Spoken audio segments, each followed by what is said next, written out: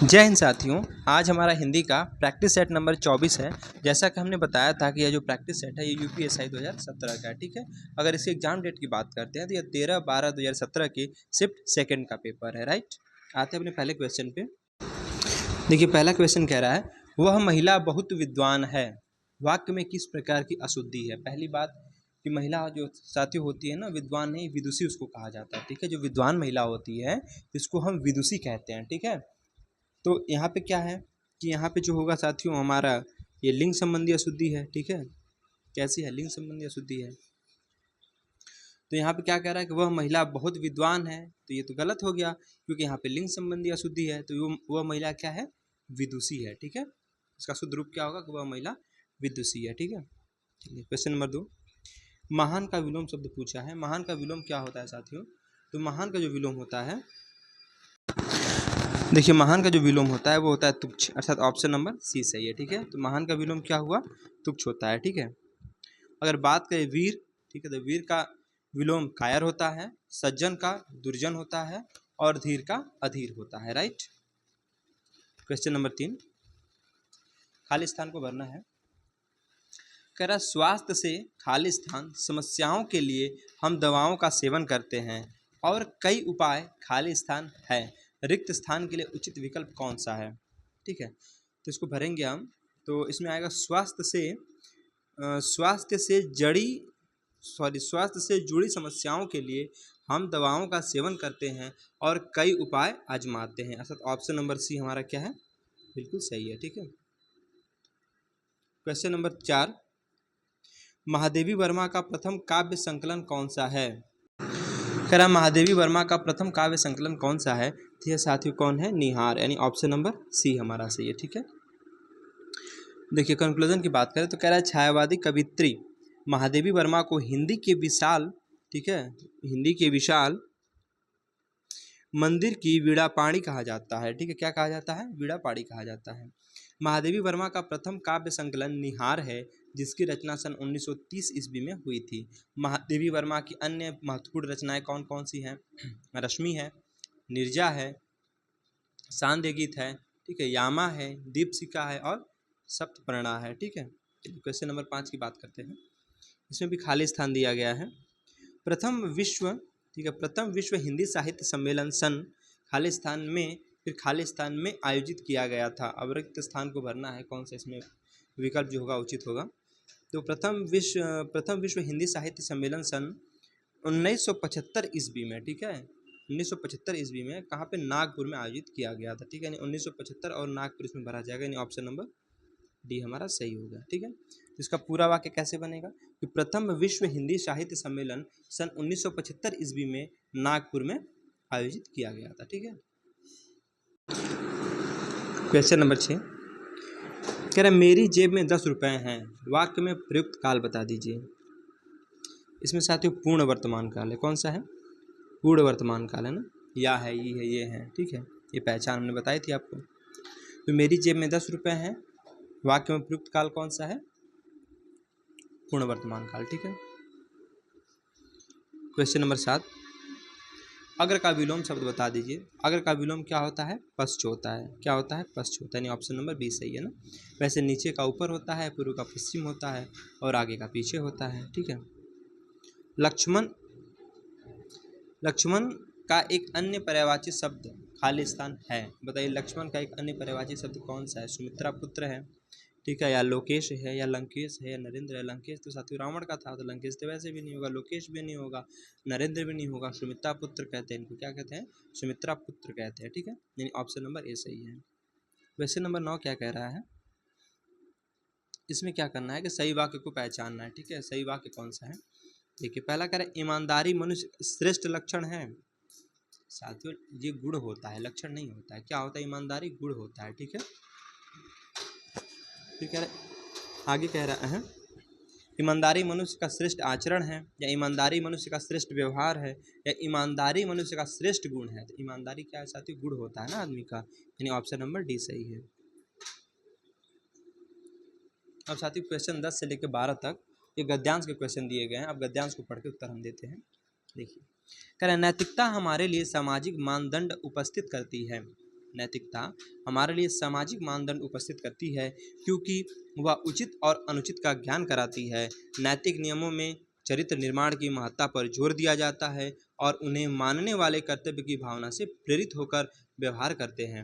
नैतिकता का आधार मनुष्य के जीवन मूल्य होते हैं। नैतिकता आचार शास्त्र के बहुत निकट होती है। ठीक है, नैतिकता से ही धर्म की अवधारणा भी संबंधित है। धर्म अक्सर नैतिक सिद्धांतों का समर्थन करता है। आवश्यक नहीं कि सभी प्रकार के नैतिक व्यवहारों की प्रकृति धार्मिक हो, कई नैतिकता धर्मनिरपेक्ष भी होती है। ठीक है, क्वेश्चन नंबर 10 क्या कह रहा है? गद्यांश में प्रयुक्त आचार शब्द से क्या तात्पर्य है? बताइए, आचार से क्या तात्पर्य है? तो आचार का मतलब साथी यहाँ पे क्या, व्यवहार से संबंधित है। ठीक है, यानी ऑप्शन नंबर डी सही है। क्वेश्चन नंबर 11 की बात करते हैं। कह रहा है नैतिकता धर्म से संबंधित है क्योंकि, गद्यांश में दिया था ना कि दोनों ही सामाजिक व्याख्याओं से संबंधित हैं। ऑप्शन नंबर बी हमारा बिल्कुल सही है। क्वेश्चन नंबर 12, नैतिकता है क्या है? गद्यांश में क्या दिया था कि नैतिकता क्या है? धर्म है कि कर्तव्य है कि परंपराएं और रूढ़ियां हैं कि आचार शास्त्र है? तो नैतिकता साथियों क्या है? आचार शास्त्र, यानी ऑप्शन नंबर डी हमारा बिल्कुल सही है। क्वेश्चन नंबर 13 कह रहा है मेरे को बाजार जाना है वाक्य में किस प्रकार की अशुद्धि है? तो साथ ही इसमें जो हमारी है ना सर्वनाम संबंधी अशुद्धि, क्योंकि देखिए सर्वनाम में होता है ना, मैं सर्वनाम के बारे में बताया था कि संख्या जो होती है 11 होती है। ठीक है, मैं तू आप यह हुआ ऐसे बताया था हमने। ठीक है, लेकिन साथ ही जो मेरे को होता है ना, मेरे को तेरे को, ये सब सर्वनाम में नहीं चलता है। ठीक है, तो इसमें क्या है, सर्वनाम संबंधी अशुद्धि है। ठीक है, क्वेश्चन नंबर 14 की बात करते हैं। निम्न विकल्पों में से कौन सा सरोवर का पर्यायवाची शब्द नहीं है? मतलब 3 तो हैं, एक नहीं है। तड़ाग भी होता है, ठीक है, उसके बाद सर भी होता है और जलाशय भी होता है। ठीक है, कौन कौन सा होता है? तड़ाग होता है, ठीक, उसके बाद सर होता है, जलाशय होता है, लेकिन सतदल नहीं होता है। ठीक है, ऑप्शन नंबर बी हमारा इसका आंसर हो जाएगा।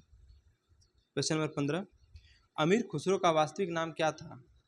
इनका जो असली नाम था साथियों ने, ये अबुल हसन था। ठीक है, इतिहास में पढ़ाया था ना आपको, अमीर खुसरो का वास्तविक नाम क्या था? तो वो था अबुल हसन था। ठीक है, क्वेश्चन नंबर 16, लौकिक संस्कृत खालिस्तान और खालिस्तान अपभ्रंश हिंदी भाषा का उचित विकास क्रम है। रिक्त स्थान के लिए उचित विकल्प कौन सा है? तो लौकिक संस्कृत, पाली और प्राकृतिक अपभ्रंश हिंदी भाषा का उचित विकास क्रम है। ऑप्शन नंबर ए हमारा बिल्कुल सही होगा। ठीक है, क्वेश्चन नंबर 17, घटा, ठीक है, घटा शब्द का बहुवचन रूप कौन सा है? मतलब घटा का बहुवचन बताना है। तो घटा का घटाएं होगा कि घटाए होगा कि घटाओं होगा या घटाइया होगा? तो घटाए घटाइया तो नहीं होता साथियों, और घटाओं भी नहीं होता है, तो क्या होता है? घटाए होता है। ठीक है, क्या होगा? घटाए होगा ना। क्वेश्चन नंबर 18, अलका सरावगी, ठीक है, अलका सरावगी को किस रचना के लिए हिंदी साहित्य अकादमी का पुरस्कार मिला था? तो इनको साथियों कलिकथा वाया बाईपास के लिए मिला था। ठीक है, अलका सरावगी को सन 2001 में कलिकथा वाया बाईपास उपन्यास पर हिंदी साहित्य अकादमी पुरस्कार मिला था। इनकी अन्य महत्वपूर्ण रचनाएं की बात करें तो शेष कादम्बरी, ठीक है, रचनाएं शेष कादम्बरी, कोई बात नहीं, एक ब्रेक के बाद इत्यादि, ये सब इनकी रचनाएं हैं। ठीक, क्वेश्चन नंबर 19, जहाँ गाठ तहाँ रस नहीं, ठीक है, जहाँ गाठ तहाँ रस नहीं, यह जानत सब कोई में किस अलंकार का प्रयोग हुआ है? इसमें साथियों आपका श्लेष अलंकार का प्रयोग हुआ है, यानी ऑप्शन नंबर सी सही है। अब श्लेष अलंकार में हमने क्या बताया था आपको कि पहली बात ये पूछता है कि श्लेष का अर्थ क्या होता है? तो श्लेष का अर्थ होता है चिपकना होता है। ठीक है, तो प्रस्तुत पंक्ति में श्लेष अलंकार का प्रयोग हुआ है जहाँ एक शब्द के साथ, ठीक है, जहाँ एक शब्द के साथ अनेक अर्थ चिपके हुए होते हैं, मतलब शब्द एक हो गया लेकिन वहाँ पे उसके अनेक अर्थ होते हैं। ठीक है, वहाँ पे श्लेष अलंकार होता है। ठीक, अब हम बात करते हैं, यहाँ देखिए गांठ जो है, गांठ दिया है ना, गांठ के दो अर्थ हैं। पहला गन्ने का कड़ा भाग, जो गांठ होता है ना, जो गन्ने का कड़ा भाग होता है उसको गांठ कहते हैं। ठीक है, तथा दूसरा जो है अविश्वास। दूसरा क्या है? अविश्वास। गन्ने की गांठ रसहीन होती है, उसमें रस थोड़ी ना होता है गन्ने की गांठ में, वही कह रहा है गन्ने की गांठ रसहीन होती है। उसी प्रकार यदि किसी संबंध में विश्वास के बीज पड़ जाए तो वह भी रसहीन हो जाता है। ठीक है, यदि उसी प्रकार यदि किसी संबंध में अविश्वास के बीज पड़ जाए, ठीक है, विश्वास के अविश्वास के अगर बीज पड़ जाते हैं तो भी रसहीन हो जाता है। तो वही कह रहा है जहाँ गांठ तहाँ रस नहीं, यह जानत सब कोई। तो इसमें कौन सा है? श्लेष अलंकार है। राइट, क्वेश्चन नंबर 20, इनमें से मैथिली शरण गुप्त की रचना कौन सी नहीं है, मतलब 3 है, एक नहीं है। देखिए साकेत, प्रिय प्रवास, भारत भारती या रंग में भंग। देखिए मैथिली शरण गुप्त की रचना की बात करें तो साकेत भी है, भारत भारती भी है और रंग में भंग भी है, लेकिन प्रिय प्रवास नहीं है, यानी ऑप्शन नंबर बी हमारा इसका आंसर हो जाएगा। ठीक है, कंक्लूजन में देखिए क्या कह रहा है कि प्रिय प्रवास मैथिली शरण गुप्त की रचना नहीं है, अपितु यह अयोध्या सिंह उपाध्याय की है। किसकी है? अयोध्या सिंह उपाध्याय की है। ठीक है, मैथिली शरण गुप्त की अन्य प्रमुख रचनाएं की बात करें तो हेमंत, साकेत, रंग में भंग, झंकार, भारत भारती, द्वापर, जयद्रथ वध और पंचवटी इत्यादि हैं। कौन कौन सी मैथिली शरण गुप्त की? देखिए हेमंत है, साकेत है, रंग में भंग है, फिर झंकार है, भारत भारती है, द्वापर है, जयद्रथ वध है और पंचवटी इत्यादि है। ठीक है, क्वेश्चन नंबर 21, लकीर का फकीर मुहावरे का शाब्दिक अर्थ क्या है? तो लकीर का फकीर मतलब पुरानी पुरानी परिपाटी पर चलने वाले। ठीक है, जो पुराने विचारों पर चलते हैं ना, नहीं कहते पुरानी परिपाटी पर चलने वाले लोग को लकीर का फकीर कहते हैं। ठीक है, क्वेश्चन नंबर 22, अब इसमें बताना चाहती हूँ कि भ्रांतिमान अलंकार किसमें है। देखिए ओस बिंदु चुग रही हंसनी मोती उनको जान, तो यही होगा, क्योंकि उस भ्रांतिमान का मतलब क्या है? भ्रम की स्थिति पैदा होती है। ठीक है, तो कह रहा है ओस बिंदु चुग रही हंसनी मोती उनको जान। ठीक है, फिर देखिए क्वेश्चन नंबर 23 की तरफ चलते हैं। कह रहा भारतेंदु हरिश्चंद्र द्वारा संपादित पत्रिका इनमें से एक नहीं है, पहचानिए। कौन सी नहीं है? आनंद कादम्बिनी है या बालाबोधनी है या हरिश्चंद्र मैगनीज है या कवि वचन सुधा है।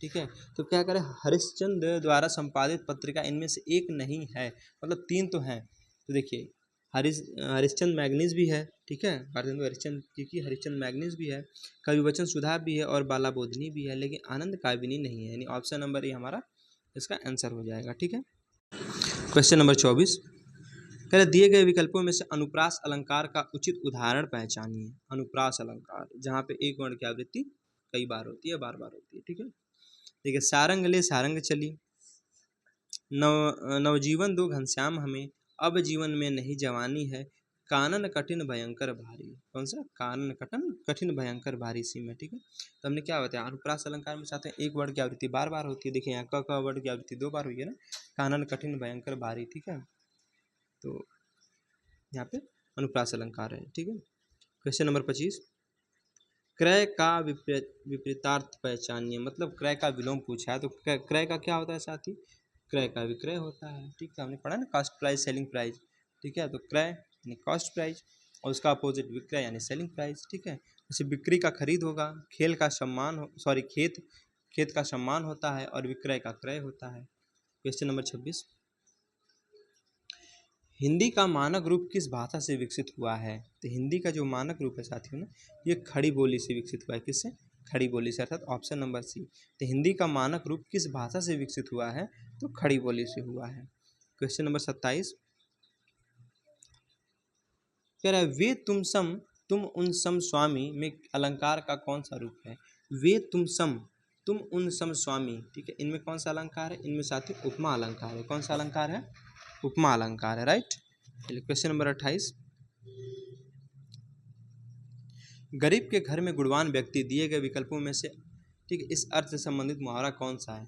मुहावरा बताना है कि गरीब के घर में गुणवान व्यक्ति मतलब अंधेरे अंधेरे घर का उजाला, आँख का तारा, अंधे की लकड़ी या गुदड़ी का लाल। तो साथियों गुदड़ी का लाल होता है। ठीक है, यानी ऑप्शन नंबर सी ठीक है, गरीब के घर में गुणवान व्यक्ति मतलब गुदड़ी का लाल। आँख का तारा अत्यंत प्रिय होना, अंधेरे घर का उजाला होना, दरिद्र के घर गुणवान की योग्यता आशा की किरण होती है, अंधे की लकड़ी एकमात्र सहारा होना। ठीक है, चलिए क्वेश्चन नंबर 29, राजस्थान में अनेक बोलियां बोली जाती हैं, वाक्य में बोलियां शब्द बताइए क्या है? ठीक है, ये भाषा है कि पुल्लिंग है कि बोली है कि स्त्रीलिंग है? तो बोलियां साथी क्या होती हैं? बोलियां बोली जाती हैं या बोलियां अच्छी होती हैं। हम नहीं कहते हैं कि बोलियां अच्छी होती हैं, जब भी स्त्रीलिंग और पुल्लिंग की पहचान करनी होती है ना, तो अच्छा और अच्छी लाकर देख लेते हैं। ठीक है, तो बोलियां कैसी होती हैं? अच्छी होती हैं, यानी स्त्रीलिंग है। ठीक है, यानी ऑप्शन नंबर सी हमारा बिल्कुल परफेक्ट है। क्वेश्चन नंबर 30, मौसम आज सुहावना सा है, वाक्य में सुहावना शब्द किसका परिचय शब्द है? सॉरी, किसका परिचायक शब्द है? मौसम आज कुछ सुहावना सा है, मौसम आज कुछ सुहावना सा है, वाक्य में सुहावना शब्द किसका परिचायक शब्द है? तो सुहावना साथियों क्या है, विशेषण, यानी ऑप्शन नंबर बी, मतलब बता रहा है ना कि मौसम की विशेषता बता रहा है, ठीक है, कि सुहावना है, ठीक है ना। चलिए क्वेश्चन नंबर 31, अगुआ बनकर खाली स्थान दिखाने वाला पथ प्रदर्शक कहलाता है। अगुआ बनकर क्या करने वाला, मंजिल दिखाने वाला, या रास्ता दिखाने वाला, या लक्ष्य दिखाने वाला, या स्थान दिखाने वाला। तो अगुआ बनकर स्थान दिखाने वाला पथ प्रदर्शक कहलाता है, यानी ऑप्शन नंबर, नहीं नहीं, एक मिनट, अगुआ बनकर रास्ता दिखाने वाला, ठीक है, सॉरी साथियों, इसका ऑप्शन नंबर बी सही होगा। देखिए अगुआ बनकर रास्ता दिखाने वाला पथ प्रदर्शक कहलाता है, ठीक है, यहाँ रास्ते की बात हो रही है ना, पथ की बात करिए, पथ प्रदर्शक तो रास्ते दिखाएगा ना वहाँ पे, ठीक है, तो अगुआ बनकर रास्ता दिखाने वाला पथ प्रदर्शक कहलाता है, यानी ऑप्शन नंबर बी हमारा बिल्कुल सही है। क्वेश्चन नंबर 32, कवि शब्द किस शब्द का एक वचन है। अच्छा, कुछ शब्द ऐसे होते हैं, हमने बताया कि जब एक वचन से बहुवचन बनाते हैं तो गण, वृंद, जन इत्यादि जोड़कर हम शब्दों का एक वचन से बहुवचन बनाते हैं, ठीक है। तो कवि का साथियों क्या होता है, कवि वृंद होता है, ठीक है, जो कवि वृंद होता है इसका बहुवचन है, और एक वचन इसका कवि होता है, ठीक है। तो ये पूछा है कवि शब्द किस शब्द का एक वचन है, तो कवि वृंद का, कवि वृंद बहुवचन है और कवि एक वचन है, ठीक है। क्वेश्चन नंबर 33, मोहन पिताजी को पत्र लिख रहा है, वाक्य में क्रिया का खाली स्थान भेद प्रयुक्त हुआ है। मोहन पिताजी को पत्र लिख रहा है, इसमें बताइए कौन सी क्रिया है, तो इसमें साथ ही सकर्मक क्रिया है, ठीक है। अच्छा, सकर्मक क्रिया कर्मक क्रिया की पहचान कैसे होगी, देखिए आप वाक्य में ना क्या लाकर क्वेश्चन करिए, अगर उत्तर मिल जाता है तो सकर्मक क्रिया, नहीं मिलता है तो अकर्मक क्रिया। जैसे इस वाक्य में हम क्या लाकर क्वेश्चन कर रहे हैं कि मोहन पिताजी को क्या लिख रहा है, तो उत्तर मिलेगा पत्र लिख रहा है, उत्तर मिला ना, पत्र लिख रहा है, तो यहाँ जब उत्तर मिल गया तो सकर्मक क्रिया हो गई, ठीक है। क्वेश्चन नंबर 34, पत्ती शब्द का बहुवचन रूप कौन सा है। पत्ती का साथी क्या होता है, पत्ती का पत्तियां होता है, ठीक है, नहीं ऑप्शन नंबर ए सही है। विप्र शब्द का समानार्थी बता दीजिए, विप्र का ब्राह्मण होता है, ठीक है, ऑप्शन नंबर सी सही है। धावक तेज गति से दौड़ते हैं, वाक्य में तेज गति क्रिया विशेषण का कौन सा भेद है, कैसे दौड़ते हैं, तेज गति तो कैसे, मतलब किसकी बात हो रही है यहाँ पे, एक मिनट, धावक तेज गति से दौड़ते हैं, वाक्य में तेज, अच्छा तेज गति पूछा है, तेज गति क्रिया विशेषण का कौन सा भेद है, तो ये साथियों किसका है, परिमाणवाचक का, ठीक है, नहीं ऑप्शन नंबर बी सही है।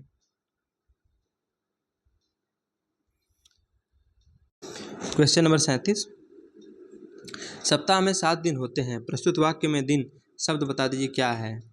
दिन क्या है, दिन पुल्लिंग होता है, नहीं ऑप्शन नंबर ए सही है। क्वेश्चन नंबर 38, ईश्वर की माया खाली स्थान लोकोक्ति को पूर्ण करने के लिए उचित विकल्प में से विकल्प कौन सा है, ठीक है। तो ईश्वर की माया कहीं धूप कहीं छाया, ठीक है, कहते हैं ना ईश्वर की माया कहीं धूप कहीं छाया, यानी ऑप्शन नंबर बी हमारा बिल्कुल सही है। 39 नंबर, दिए गए विकल्पों में से उचित एवं शुद्ध वाक्य पहचानिए। आजकल शिक्षा को बड़ा महत्व दिया जा रहा है, शिक्षा पर आजकल बड़ा महत्व है, आजकल शिक्षा का बड़ा प्रचलन है, आजकल शिक्षा पर बड़ा महत्व दिया जा रहा है, तीनों साथियों गलत है। ऑप्शन नंबर ए बिल्कुल सही है कि आजकल शिक्षा को बड़ा महत्व दिया जा रहा है, ठीक है। क्वेश्चन नंबर लास्ट और 40 है, कह रहा है व्यास पुरस्कार से सम्मानित उपन्यास ना भूतो ना भविष्यति किस लेखक की रचना है, तो ये साथी नरेंद्र कोहली जी की है, किसकी है, नरेंद्र कोहली जी की, ठीक है। तो व्यास पुरस्कार से सम्मानित है, ठीक है, कौन सी, ना भूतो ना भविष्यति, ये किसकी है, नरेंद्र कोहली जी की है ना। तो व्यास पुरस्कार से सम्मानित उपन्यास ना भूतो ना भविष्यति नरेंद्र कोहली का उपन्यास है। नरेंद्र कोहली के हिंदी साहित्य के उपन्यास महत्वपूर्ण हस्ताक्षर हैं, ठीक है। नरेंद्र कोहली की अन्य प्रमुख रचनाएं की बात करें तो आतंक, साथ सहा गया दुख, अभ्युदय, महासमर, ठीक है, अभिज्ञान इत्यादि हैं। उल्लेखनीय है कि नरेंद्र कोहली ने अभ्युदय में राम कथा को तथा महासमर में महाभारत की कथा को नए संदर्भ में प्रस्तुत किया है, राइट।